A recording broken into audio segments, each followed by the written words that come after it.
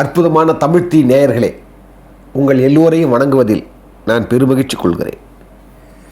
அற்புதமான நம்ம இந்த தமிழ்த்தியின் வாயிலாக உங்களை சந்திப்பதிலும் நல்ல நல்ல பண்பாடு நிறைந்த கலைநயம் மிகுந்த ஒரு சத்தியத்தையும் உண்மையையும் உங்கள்கிட்ட நான் அன்பாக பகிர்ந்துக்கிற போது ஒரு மட்டில்லாத மகிழ்ச்சி கொள்கிறது மனசு. அது மட்டும் இல்லை, நாம் அடுத்த தலைமுறைக்கு நான் என்ன கொடுக்க போகிறோம்னு சொல்லும்போது இப்படி இதனோட வாயிலாக நம்ம அன்பையும் அந்த உண்மையை தான் கொண்டு கொடுக்கணும், வேறு வழி கிடையாது. அந்த வகையில் இன்றைக்கி திடீர்னு எனக்கு தோணுச்சு, நம்ம திரு எம்ஜிஆர் அவர்கள் மட்டுமே நம்ம நிறைய சொல்லிட்டு இருக்கிறோம், அதை போலவே எவ்வளோ பேர் அந்த பண்புகளை கொண்டு இருந்திருக்கிறாங்க. ஸோ அந்த பண்புகளெல்லாம் கூட வெளிப்படுத்தணும் அப்படின்னு ஒரு எண்ணம் எனக்கு தோணுச்சு. அந்த வகையில் திரைவானத்து சூரியர்களும் திகட்டாத சுவாரஸ்யங்களுங்கிற தலைப்பில் நான் அப்பப்போ இதை சொல்லலாம்னு ஒரு எண்ணம் எனக்கு வந்தது. ஏன்னா இது ஏன் எனக்கு தோணுச்சு அப்படின்னா, அந்த காலத்தினுடைய படைப்பாளிகளெல்லாம் இப்படி வாழ்ந்துருக்கிறாங்க, அவங்களுடைய அந்த அற்புதமான அந்த பண்புகளெல்லாம் வெளிப்படணும். நிறைய பேர் கேள்விப்பட்டிருக்கலாம், ஆனால் அடுத்த தலைமுறைக்கு இது கொண்டு வரணுன்றதுக்காக ஒரு எண்ணத்தில் தான் இதை நான் பதிவிடுறேன். அந்த வகையில் இன்றைக்கி முதல்ல திரு எஸ்.எஸ். வாசன் ஐயா அவர்கள், அவர் சந்திரலேகான்னு ஒரு படம் சொன்னாவே போதும் உங்களுக்கு. அவர் வாழ்வியலில் எப்படி திரு எம்.எஸ். விஸ்வநாதன், டி.கே. ராமமூர்த்தி அவங்க போனாங்க அப்படிங்கிற ஒரு சுவாரஸ்யமான ஒரு தகவலை பகிர்ந்துக்க போகிறோம். சான்றாண்மைன்னு 99வது அதிகாரம் வள்ளுவ தெய்வம் சொல்லுவார், முதல் குறளே சொல்லுவார், கடன் என்ப நல்லவை எல்லாம் கடன் அறிந்து சான்றாண்மை மேற்கொள்பவர்க்கு அப்படின்னுவார். ரொம்ப அற்புதமான குறள். சான்றாண்மைங்கிற அதிகாரமே மிகச்சிறந்த அதிகாரம். அவர் சொல்லுவார், நல்லவைகள் எல்லாம் கடமையானது யாருக்கு? சான்றாண்மை மேற்கொள்பவர்க்கு. சான்றாண்மைன்னா என்ன சொல்கிறாங்கன்னா, நற்பண்புகளை எல்லாம் வைத்துக்கொண்டு ஆளுவது வாழுவது. அப்போ அந்த சான்றாண்மை மிக்கவர்களை பற்றி நான் வெளிப்படுத்தணுன்றதுக்கு தான் இந்த பகுதியை நான் தொடங்குறேன். அந்த வகையில் பாருங்கள், என்ன சுவாரஸ்யமான நிகழ்ச்சி நடந்திருக்கு பாருங்கள். அவங்கெல்லாம் என்ன தெய்வங்களாக வாழ்ந்துருக்கிறாங்க, எப்படியெல்லாம் பண்பை அவங்க விதைச்சிட்டு போயிருக்கிறாங்க. அதையெல்லாம் நம்ம நினைவு கொண்டு வந்தாவே அந்த பண்பு நமக்கு வந்துடும். ஒரு தடவை புரட்சித் தலைவர் எம்ஜிஆர் கிட்ட கேட்டாங்க, கலை என்றால் என்ன அப்படின்னாங்க. அவர் சொன்னார், நல்லவர்களை பற்றியும் நல்லவைகளை பற்றியும் சொல்வது தான் கலை அப்படின்னாரு. அந்த வகையில் இப்போ நல்லதை பற்றி பேசுகிறவங்க நல்லவங்களை பற்றி பேசுகிறதால இது கூட ஒரு கலை தான். அந்த வகையில் பாருங்கள், பாலும் பழமும்னு திரு சிவாஜி கணேசன் அவர்கள் நடித்த படம். அந்த படம் சாந்தி தியேட்டரில் சென்னையில் ரிலீஸ் ஆகிருக்குது. அந்த நேரத்தில் அந்த படத்தினுடைய தயாரிப்பாளர் ஜி.என். வேலுமணி, மிகச்சிறந்த தயாரிப்பாளர். அதே மாதிரி பீம்சிங் ஐயா, அதே மாதிரி விஸ்வநாதன் ராமமூர்த்தி, இவங்கெல்லாம் அந்த படம் பார்க்குறாங்க. அந்த படம் பார்க்கும்போது அதை போலவே திரு எஸ்.எஸ். வாசன் அவர்கள், அவர் தான் இவர் ஒரு மகா மேதை. அவரை பற்றி நான் தனியாக சொல்கிறேன். அவரை பற்றி நீங்கள் தெரிஞ்சிருக்கோம். இன்றைக்கி ஆனந்த விகடன் அவர் தான் உருவாக்கினார். அவர் தான் தமிழ் சினிமா மட்டும் இல்லை, ஹிந்தி சினிமாலாம் ஆண்டார், தெலுங்கு எல்லா மொழிகள்லையும் பண்ணார். அவர் தான் முதல்ல தமிழிலிருந்து வெளியெல்லாம் கொண்டு போய் இந்தியா முழுக்க உலகம் முழுக்க ஆண்டார். அவன் சந்திரலேகா படத்தை பற்றி நான் தனியாக சொல்கிறேன். இங்கே அவர் பாருங்க, அன்னைக்கு அவர் வந்திருக்கிறாரு அவருடைய குழுவோட. படம் போயிட்டுருக்குது. படம் பார்த்த உடனே பார்த்தா திரு ஜி.என். வேலுமணி, பீம்சிங் இவங்க என்ன பண்ணுறாங்க, எஸ்.எஸ். வாசன் வந்த உடனே அங்கே என்ன பண்ணுறாங்க, எஸ்.எஸ். வாசன் கிட்ட அவரை அறிவுப்படுத்துகிறாங்க. யார்? எம்எஸ்வியும் டி.கே. ராமமூர்த்தியும். அப்போ எம்எஸ்வியை பார்த்து கேட்குறாரு, உங்களை நான் எங்கேயோ பார்த்துருக்கேனே அப்படின்னு உடனே அப்போ சொல்கிறார் எம்எஸ்வி, எஸ்வி வெங்கட்ராம ஐயர் மியூசிக் பண்ண ஹரிச்சந்திராவிலையும் அதை போலவே எம்எம் தண்டமணி தேசில் நடித்த நந்தனார்லேயும் நான் கோரஸ் பாடினேன் அப்படின்னு அப்போ நான் பார்த்துருக்கணும் நீங்கள் அப்படின்னா. பாருங்கள், ஒரு கோரஸ் பாடியிருக்காரு. அவர் சொல்கிறாரு எம்எஸ்வி, நான் கோரஸ் பாடும்போது அப்போல்லாம் ஒரு ரிஹர்சலுக்கு ₹1 தான் கொடுப்பாங்களாம் பேட்டா. ஒரு முழுசாக 10 நாள் எடுத்துக்குவாங்களாம், ₹5 சம்பளமா அந்த காலத்தில். பாருங்கள், அப்படிலாம் கஷ்டப்பட்டு தான் வந்திருக்கிறாங்க. அப்போ சொன்னாராம், அந்த மாதிரி சொன்னார். அப்போது அப்படியா, பரவாயில்ல, நல்லா பண்ணிருக்கீங்க பாராட்டு போயிட்டாங்களாம்.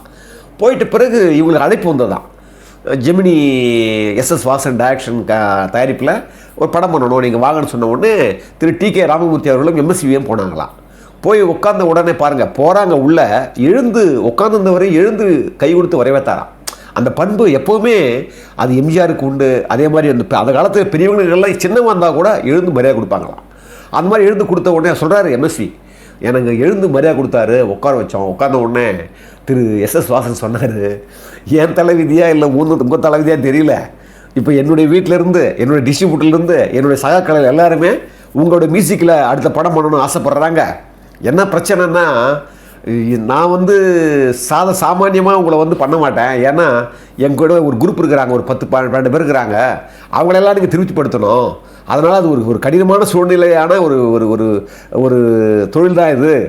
அதனால் நீங்கள் கொஞ்சம் யோசிச்சு சொல்லுங்கள், என்ன நீங்கள் யோசிச்சு சொல்லுங்கன்னு சொல்லிட்டு, என்னடா எடுத்த உடனே இப்படி பேசுகிறாரே நினச்ச உடனே அந்த நேரத்தில் வந்து டி.கே. ராமமூர்த்தி அவர் என்ன பண்ணுறாரா, கிளறாராம் தொடையில் போயிடலான்ற மாதிரி அது கிளறாராம், வேணா ஒத்துக்காதீங்கன்னு சொல்லி.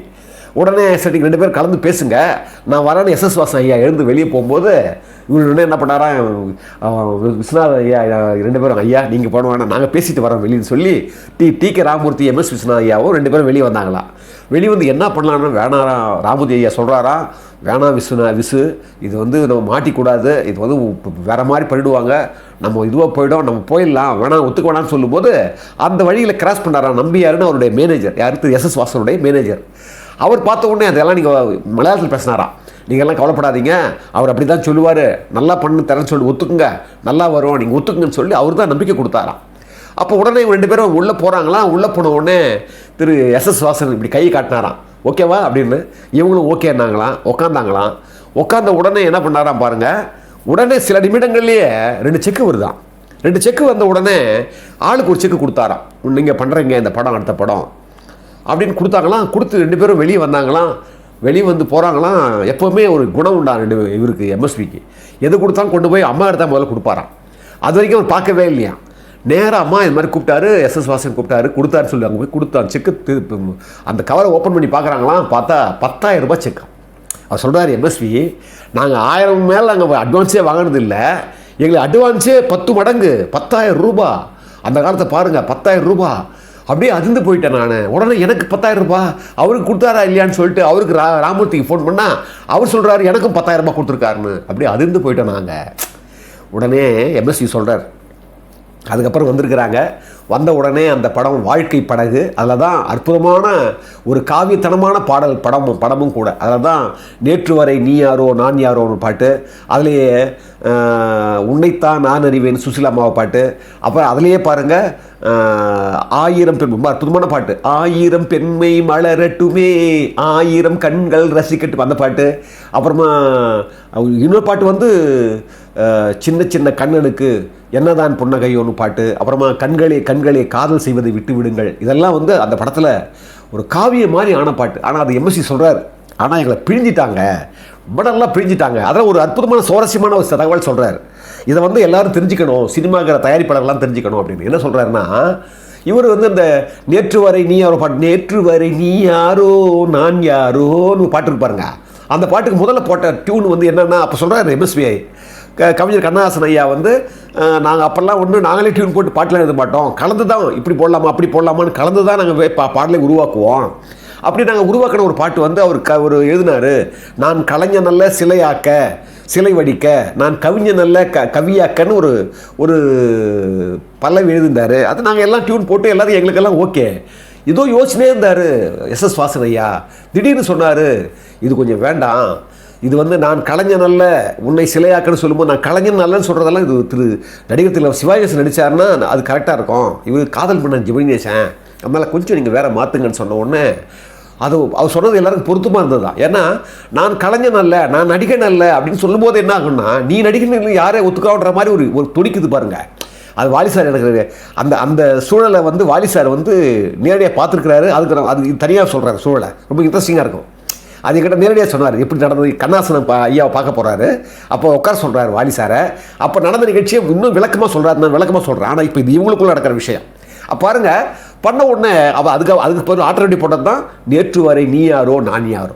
இந்த பாட்டு பார்த்தா கடைசியில் வாழ்க்கை படகு 25 வாரம் ஓடிச்சாங்க அந்த காலத்தில். அது மட்டும் இல்லைங்க, அவர் சொல்கிறாரு அப்படியே தெலுங்கில் அந்த படம் வந்து ரீமேக் பண்ணுறாங்க. ரீமேக் பண்ணும்போது இவங்க தான் மியூசிக் டைரக்டரு. பிபி சீனிவாஸ் பாடின பாட்டை வந்து அந்த காலத்தில் அவர் சொல்கிறாரு, விஸ்வநாத ஐயா சொல்கிறாரு, அந்த காலத்தில் தெலுங்கு படமெல்லாம் தியேட்டரில் டிக்கெட் வாங்கும்போதே கண்டசாலா வெங்கடேஸ்வர ராவ் இருக்கிறாரா பாட்டு பாடுறாரா அப்படின்னு சொல்லி தான் டிக்கெட்டே வாங்குவாங்களாம். அவர் பாடுற பாட்டை தான் படத்தை தான் பார்ப்பாங்களாம், அந்த மாதிரி காலமாக. அப்போ உடனே எஸ்.எஸ். வாசன் கேட்டாராம், யார் போடலாம் இந்த சாங்க்கு அப்படின்னு சொன்ன உடனே இவர் சொன்னாராம் தயங்கி இது கூட பிபி சீனிவாஸ் இருந்தால் நல்லாயிருக்கும் அவரோட. அப்படின்னு உடனே கவலைப்படாதீங்க அவரே போடுங்கன்னாராம். அவர் சொல்கிறாரு, பாருங்கள், ஒரு ஒரு மியூசிக் டைரக்டர், அவர் எவ்வளோ பெரிய ஆள், அவர் ஒரு மியூசிக் டைரக்டர் வந்து அவர் சொன்னதான் சரியாக இருக்குன்னு என்னை வந்து நம்ப வச்சாங்க. இதை வந்து தயாரிப்பாளர்லாம் தெரிஞ்சுக்கணும். அது மட்டும் இல்லை, அந்த எஸ்எஸ் வாசன் ஐயா வந்து அந்த படம் நீங்கள் பார்த்தீங்கன்னா இன்றைக்கும் வாழ்க்கை படம்னு ஒரு படம், பெரிய பிரம்மாண்டமாக இருக்கும் அந்த படம். பிரம்மாண்டம். அவருடைய படங்கள் எல்லாமே பிரம்மாண்டம் தான். இரும்பு திரை அவர் பண்ண அப்புறமா ஒளி விளக்கு எம்ஜிஆர் வச்சு எடுத்த படம், எல்லா படமும். இது எதுக்கு நான் சொல்ல வரேன்னா பாருங்கள், ஒரு அட்வான்ஸ் கொடுக்கும்போது ஒரு 1000 ரூபாய் வாங்குற, ஒரு அட்வான்ஸ் வாங்குற ஒருத்தர், ஒரு மியூசிக் டைரக்டருக்கு 10,000 ரூபாய் அட்வான்ஸ், அவருக்கு 10,000 ரூபாய் அட்வான்ஸ். அப்போ என்ன நினைக்கும் அவங்க மனசுக்குள்ளே, இதை சரி பண்ணணும். பெரிய இதுதான் அந்த காலத்தில் இருந்தது. இதுதான் அந்த காலத்தில் எப்போவுமே நிறைவாக கொடுப்பாங்க, ஒரு கலையை மதிப்பாங்க.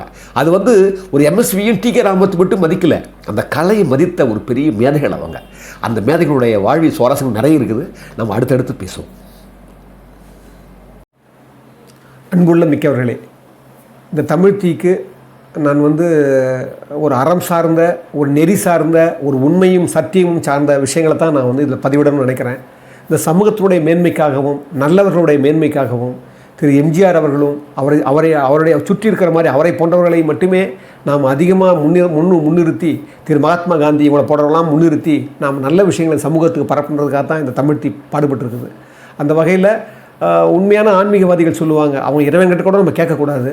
அது கேட்குறதுங்கிறது அது ஒரு அது சரியானது கிடையாது. ஆனாலும் நான் எவ்வளோ சமாளித்து பார்த்தேன். சில சமயங்களில் இயலாமையால் நாம் வந்து இந்த ஒரு டிமாண்ட் வைக்கிறேன்.